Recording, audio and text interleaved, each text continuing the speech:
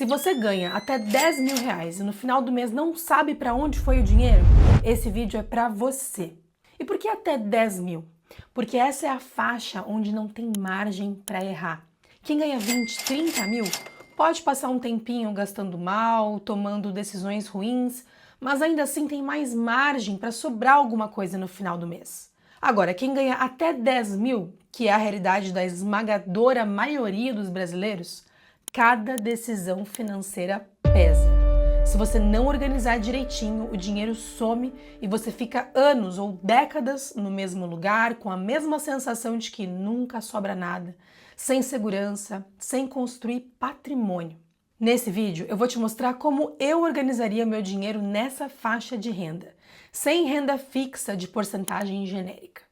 Seja muito bem-vindo ao meu canal. Meu nome é Raquel Zuc Silveira, sou mestre em economia, especialista em investimentos e falo sobre dinheiro de um jeito que você entende. A primeira coisa que você vai encontrar se pesquisar como organizar o meu salário é alguma regra de porcentagem fixa, tipo a regra famosa dos 50, 30, 20. 50% para gasto essencial, 30% para gastos pessoais, 20% para investir. Essa é uma teoria sedutora, né, que traz segurança para quem ouve, porque dá números exatos para problemas complexos. Embora esse método tenha tido a sua utilidade histórica quando trouxe uma ordem para orçamentos familiares totalmente destrambelhados, na prática ela é pouco útil para a realidade individual. Isso porque essas regras de porcentagens fixas parte de uma premissa que não existe na vida real, que todo mundo tem a mesma estrutura de gastos. Na verdade, cada pessoa vive em uma geografia, em um momento de vida distintos. Imagina aqui dois cenários. Cenário A, um jovem de 25 anos que mora com os pais no interior do Piauí e tem custos essenciais mínimos. Para ele, travar 50% em gastos essenciais é um desperdício e pode até mesmo incentivar a aumentar gastos de uma forma desnecessária. Agora, imagina o cenário B, alguém de 40 anos, casado, único provedor, com 3 filhos, em São Paulo, na capital. Essa pessoa dificilmente vai conseguir manter o custo de vida essencial em só 50% da renda. A estrutura de gastos essenciais aqui é infinitamente mais pesada. E é claro, tudo isso depende da bendita renda. Se você ganha mais, o seu espaço no orçamento é muito maior. Tentar espremer realidades tão diferentes numa mesma porcentagem é, na melhor hipótese, negligência financeira. O processo de organização do seu dinheiro pode e até deve ser simplificado a um único ponto central: quanto você precisa fazer sobrar para o seu eu futuro. O foco não deve ser quanto você gasta em luz ou em lazer de forma tabelada, mas sim o compromisso com seus objetivos financeiros futuros. E aí vem o ponto central da história toda. Antes de organizar o seu salário, você precisa saber por quê. Sem um motivo muito claro, qualquer número que você colocar no papel vai parecer abstrato. Então, para te ajudar nessa missão, você precisa de 2 números na sua vida agora que representam 2 metas básicas que todo mundo que ganha até 10 mil deve ter. Número 1, quanto deveria ser a sua reserva de emergência? Pega quanto você gasta por mês para viver, com aluguel, comida, transporte, plano de saúde, o básico, e multiplica por 6. Esse é o valor médio. Se o seu trabalho é muito instável ou tem muitos dependentes na sua vida, você pode ir até 12 meses.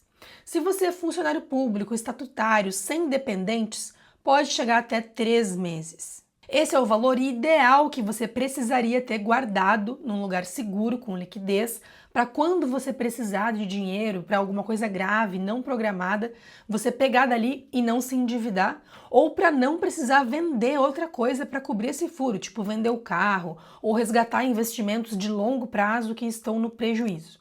Enquanto você não tiver juntado esse valor, ele é prioridade. Não é o único destino do seu dinheiro, mas deve ser para onde vai a maioria dele. Pelo menos até você juntar uns 80% desse valor. Número 2. Quanto você precisa ter em patrimônio no longo prazo?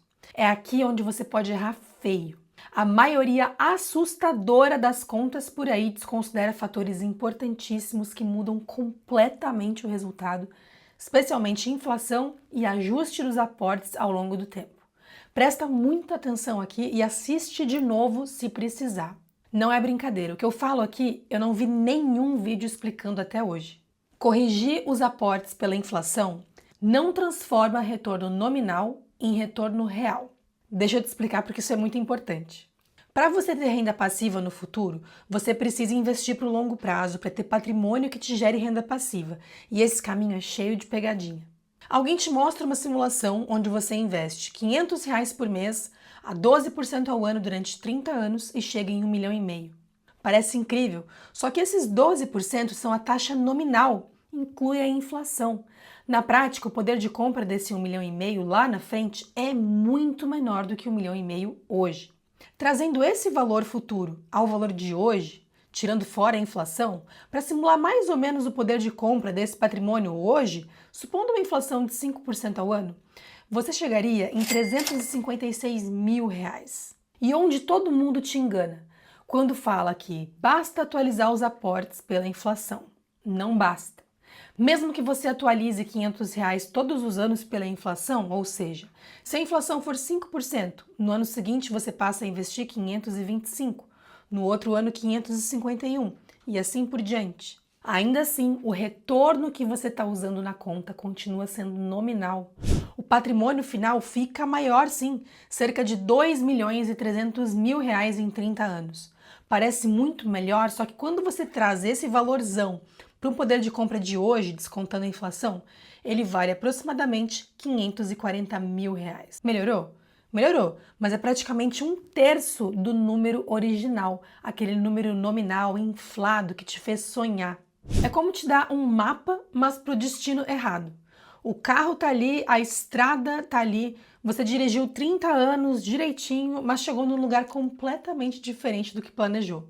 Você achou que ia chegar nas praias do Nordeste e acabou na Patagônia, no gelo, no frio de bermuda. Para não cair nessa armadilha, você precisa fazer suas projeções futuras usando a taxa real, que é o rendimento já descontando a inflação. Tira ela fora, só tem vantagem no longo prazo. Isso faz você sempre olhar o futuro com os olhos de hoje. Afinal, ninguém sabe quanto vai custar uma cesta básica ou um aluguel lá no futuro. E a sua conta não fica errada se você errar a inflação futura. E você vai errar, porque você não tem bola de cristal. Então é melhor sempre fazer as contas com o valor presente, para poder pensar em poder de compra de hoje. Uma carteira conservadora pode entregar algo em torno de 4 a 5% ao ano acima da inflação. Uma carteira moderada, algo em torno de 6 a 7% a depender da janela de mercado. E uma carteira arrojada, você pode usar uma taxa real de até 8% ao ano. Tudo isso acima da inflação. Lembrando que são estimativas teóricas e que quanto maior o risco, maior a chance de oscilação desse valor. E para não errar na vida real, o valor que você investe todo mês precisa ser ajustado pela inflação a cada ano. Senão, com o tempo, o seu aporte vai perdendo força. Dito isso, para estimar o seu patrimônio objetivo de liberdade financeira, se pergunta quanto você precisa ter de renda passiva no futuro, pensando sempre com os valores de hoje. Vamos supor que você responda R$ 6 mil. Porque não vai ter tanta conta para pagar quanto você tem hoje, ou porque não pretende parar de trabalhar, ou porque tem uma previdência da empresa que vai complementar esse valor. Se R$ 6 mil é o seu objetivo de renda passiva, divide esse valor por 0,4% ou menos, até 0,3%. Essa porcentagem é a sua taxa de retirada segura mensal, que tem grande chance de permitir que seu patrimônio dure por muitas décadas sem se esgotar, sempre gerando essa renda passiva, sem perder valor de compra. No nosso exemplo, a gente chega em R$ 1,5 milhão. Esse é o valor que você teria de meta hoje para conseguir se aposentar hoje com essa renda passiva desejada. Essa meta você vai anotar e essa meta você sempre vai atualizar pela inflação todos os anos. Quanto você precisa separar por mês para chegar nesse patrimônio? Depende do prazo que você tem para acumular isso e do perfil da sua carteira. Supondo uma carteira moderada, com 6% de retorno real ao ano, você precisaria de algo entre R$ 570 até R$ 5.200 para chegar nesse patrimônio, dependendo de quanto tempo você tem para atingir essa meta. Você pode usar a calculadora de juros compostos lá da Finavera para brincar com os diferentes cenários. O link está aqui na descrição. Vamos supor aqui que você tenha 35 anos para atingir essa meta. Esses R$ 1.090 por mês representam pouco menos de 11% da sua renda. Percebe o poder que esses números têm? Não é uma motivação vazia. Quando você tem um número na sua cabeça e você sabe para o que ele serve, eu preciso de 24 mil para reserva, eu preciso separar pelo menos R$ 800 por mês para chegar onde eu quero. Gastar com outras coisas no piloto automático dói de um jeito diferente. Você nem precisa de uma disciplina surreal, precisa de direção. Ter uma meta faz o trabalho da disciplina por você, porque agora cada gasto supérfluo que você tem um custo de oportunidade concreto. Não é R$ 50 de delivery, é R$ 50 a menos na sua liberdade financeira ou na sua reserva de emergência. Esse é o passo que quase ninguém ensina e é o mais importante da sua organização financeira. Sem isso, você está dividindo o salário no escuro. Agora que você já calculou onde você quer chegar, quanto você precisa separar por mês, considerando os dois objetivos mínimos? Conta 1, reserva de emergência. Pega o valor da reserva e divide pelo prazo que você quer montar ela. Se a reserva é de 24 mil e você quer juntar ela em 12 meses, dá mais ou menos R$ 1.300 por mês para a reserva. Os juros vão ajudar a chegar mais rápido no objetivo, tá? Mas é pouco tempo para ele trabalhar, então essa aproximação aqui é suficiente. Conta 2, patrimônio de longo prazo. Usa a tabela que a gente acabou de ver. Nosso exemplo hipotético deu R$ 1.090 por mês. Agora você pode somar os dois. No nosso exemplo, 1.300 mais 1.090, mais ou menos uns R$ 2.400 por mês. Isso considerando que você está partindo do zero, sem reserva nenhuma. Isso seria o número ideal. Se for muito alto, ajusta as expectativas de acordo. Ou você vai completar a reserva um pouco depois, ou vai ter que aumentar o seu horizonte de tempo para juntar o seu patrimônio de liberdade financeira. Faz parte. E se você tiver seguro de vida, soma a parcela dele aqui nessa conta também, tá? Porque é um valor que protege o seu futuro, o futuro da sua família, e tem a mesma natureza do que a gente está separando aqui. Dinheiro que trabalha para o seu futuro e não para o seu eu de hoje. O dinheiro de hoje não está dando para tudo isso? Começa com o que dá e prioriza a reserva de emergência. Qualquer valor é melhor que zero. O importante é ter esses números como meta, porque agora você sabe para onde precisa ir. Depois de ter projetado esses números e saber quanto você precisa separar por mês de fato, o resto é seu. Tudo que sobrar além desse valor que você definiu, você gasta como quiser. Aluguel, transporte, janta fora, viagem, hobby, o que for. Isso é muito diferente de viver com um orçamento onde tudo é proibido. Aqui o seu gasto é mais livre e o controle é mais fácil, porque você sabe que o essencial para o futuro está garantido. É liberdade com consciência. Agora, isso não significa que não dá para otimizar, porque quando você olha para o seu orçamento com atenção, sempre aparece espaço onde hoje não tem. A Ambima revelou numa pesquisa que pessoas que passaram a economizar mais agiram principalmente revendo gastos.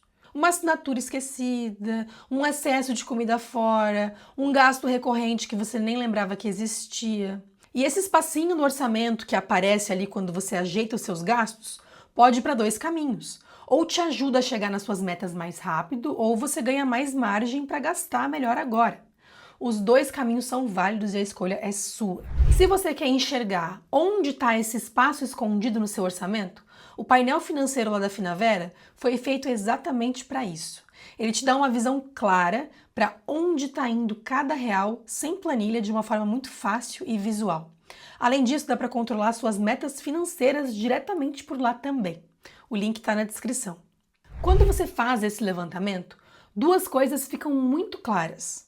Quanto você realmente gasta e quanto pode sobrar de verdade.